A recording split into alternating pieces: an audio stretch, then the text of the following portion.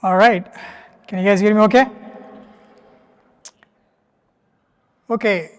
Raise your hand if you are in a family group chat. Right? Some of us, right? Now imagine trying to coordinate a travel event in that chat room.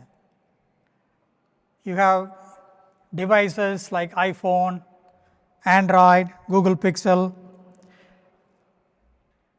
You have one uncle saying that I want to book the trip right now to take advantage of the early bird discount. You have one person saying that I want to see the full itinerary. And there is always this one uncle who replies 3 days later with a thumbs up emoji. Eventual consistency. So enterprise data is no different. Everyone wants real-time insights from inconsistent databases, different architectures across probably 17 different systems, right? My name is Duraisamy, CTO for Data Commerce Solutions. Today I'm going to present what we are doing in Fiserv to take advantage of the data. Fiserv, as you guys know, is a payment processing and fintech company. What are we doing with the data? Fiserv serves over 2.5 million merchants, about 3 billion credit cards. We also serve 3,000 financial institutions, 90 million active deposit accounts. 14% of US GDP runs through our rails. This is just in US, and we are a global company. I joined Fiserv 3.5 years back to make sense of these billions of interactions. And we needed to put an architecture that is scalable, highly available, and also multi-cloud. What we have built is on two technologies, Databricks and Yugabyte. If you look at in the middle, the data factory is our architecture. As part of it, we wanted to make sense of the interactions. If you know transactions, either we are serving you and me or the businesses that you interact with. If I can actually bring in these transactions, connect across these consumers and businesses, then I can actually start adding value services on the right. And one of the key initiatives was what we call internally keying and linking.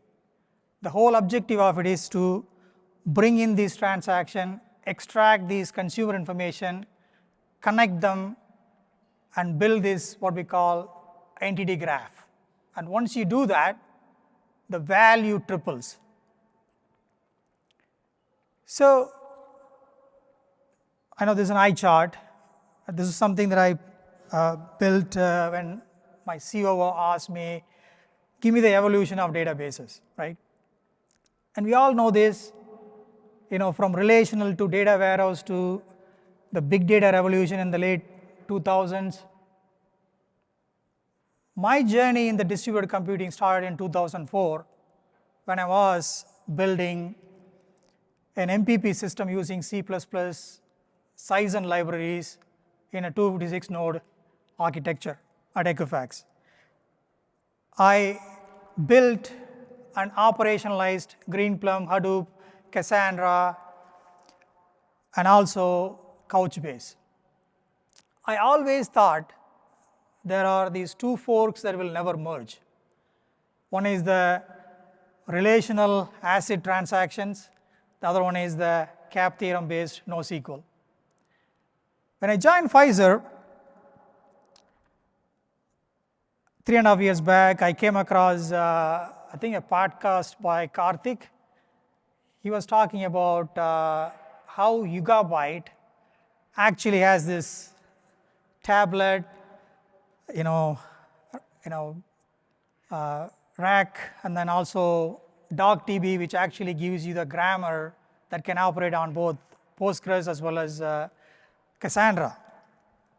So I was curious about it, and I literally started evaluating Yugabyte at that point in time. That's how we really started.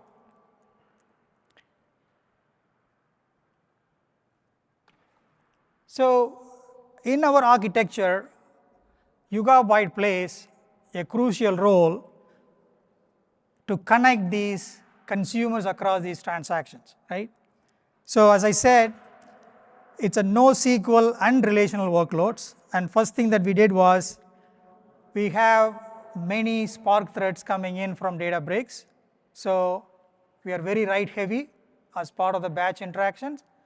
So is it IOPS heavy? So in a single node, we were able to test 2 years back or 2.5 years back about 19K IOPS per node. And the consistency under concurrency, we were able to test as well.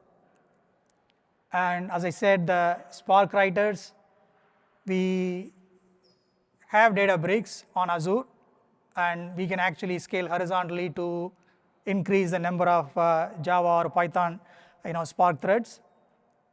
And one of the other key criteria for us is to have low latency APIs. After connecting the consumers across all these interactions, we are at the lowest layer. So the latency is expected to be less than 50 milliseconds, and often it is less than 20 milliseconds. So having a Cassandra type of APIs is really helpful there. And the schema evolution and scaling out actually is very, very important to us. So with that, we ended up with this architecture. As you can see, we are getting data from Kafka, millions of batch files, and security is very, very important to us. The data that is actually going in, PAN and SSNs and all these data gets encrypted at runtime, and only for a brief moment of time in memory, we actually decrypt it and link it, and then encrypt it and persist it back. And as I said, Databricks is part of our architecture. We used Avro for our schema evolution, and Yugabyte is our repository for storing these consumers that are connected across various business units and line of businesses. The write-heavy ingestion, today we are 300 million per day. That's mainly because we have a downstream dependency which we are working through, and that's on the Azure hyperscale. But Yugabyte can scale much further. Low latency, and also we wanted to leverage some of the vector DB and agentic AI on top of it. So that's how in our architecture Yugabyte fits today. So what does it mean to us, right? So as I mentioned, billions of transactions across banking, issuing, and payment processing, they come through our Databricks Azure layer, and we extract these combinations of PII fragments, about 70 billion of them as of last month, that goes through this entity repository where we have what we call a consumer ID connected to about 9.2 billion records sitting in Yugabyte that you can query any point in time with a 20 millisecond latency. That results in coverage of 323 million people in US, including about 30 deceased population, and the secondary entities, you probably don't need to worry about it now. So that's the result of it. We are in production today. So some of the lessons that we learned, obviously, like any other NoSQL system, you got to plan your keys and indexes based on the access pattern, and you got to keep it simple. And the secondary indexes are very powerful, but you need to be aware there is a cost to it. And creating an indexes on JSONB type of data model can be is not supported, at least as of the version that we are using it. Like if you, for example, if you are storing bin and a card number in an array, and if you want to create an index on it, it won't work unless you explicitly call each of them. And table renaming is not supported. We have delete update does not reclaim the space immediately. We have to plan for the compactions, and then be aware of nulls in indexing column, right? It can create hot tablet issue. And in terms of scalability and performance, make sure that you connect all masternode IPs for high availability. And again, we talked about high cardinality columns. Writes and reads can accumulate to that tablet. So make sure that you are having distributed data properly. And we look for some observability and which can be done better. And one thing I will say is, with Yugabyte, technology and the professional support team, the communication is actually amazing, right? Any problem that we have, it's an engineering conversation, and it is addressed very fast, right? And I've worked with a few other early stage companies like Couchbase, and where I was very much impressed with. I think Yugabyte I will rank as one of the top engaging company.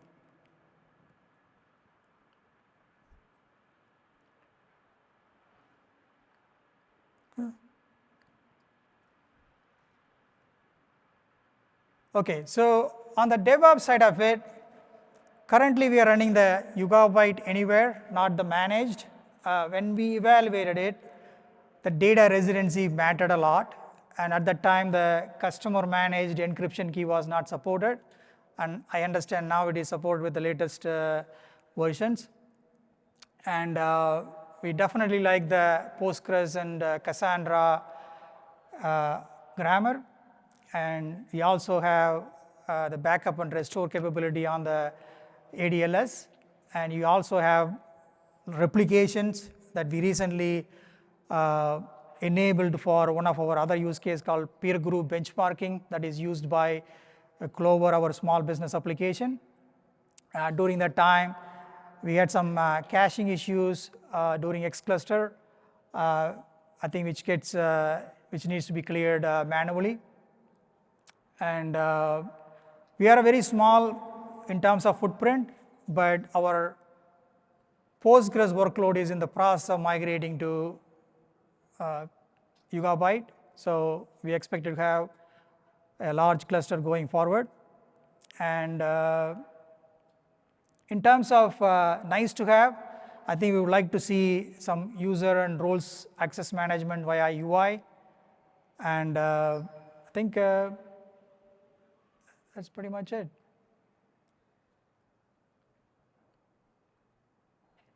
All right, what is next for us? Right? I think since underneath there is a Postgres, the PG vector is actually very interesting to us.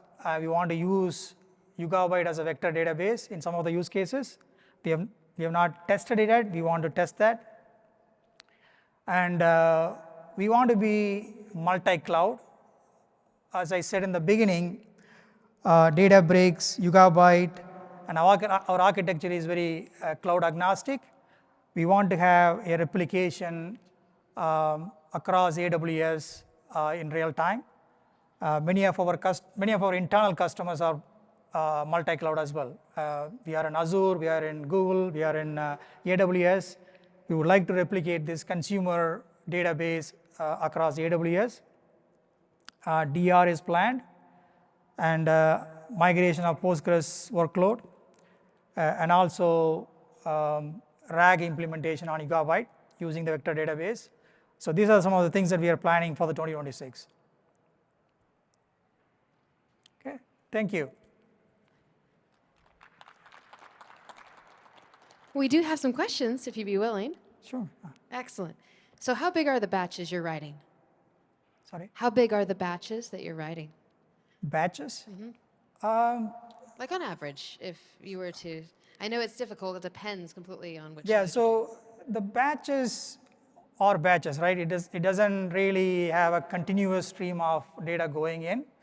But just to give you an example, one source is about 1.2 billion records coming in, have to be linked within a day. But it actually goes through various ETL stages. Not all the 1.2 billion goes to Yugabyte. It actually goes through normalization, address standardization, deduping. We have what we call a pre-check. If you've already seen the combination of PII, we no longer actually try to resolve it. And then net new PII gets identified. So as you actually build more and more, the net new actually gets lower. So I would say from 1.2 to maybe 20 billion to 30 billion a day, yeah, in one source, right? We have probably 20 other sources. That's a lot. Yeah. So what version of Yugabyte are you running? I think 2.16. I don't remember the minor version. Yeah. Nice. And for how long do you keep the data? Like how do you age it off or roll off the data that has expired? Is there anybody in legal? Okay. I think I remember in the podcast, if I recall, Karthik mentioned about why it is called Yugabyte. It's because data never leaves or dies, right? So I think ideally as a data guy, I don't want to remove any data from the database, but we do have compliance and regulations. So typically anywhere from 7 to 10 years depending on the data source. And we also have a governance API implemented on top of this database where based on the query, you can exclude what type of data you can see and how long you can go back. So that way we can protect the use case specific questions. Yeah. Thank you so much. Again, give him a big round of applause, please. Thank you.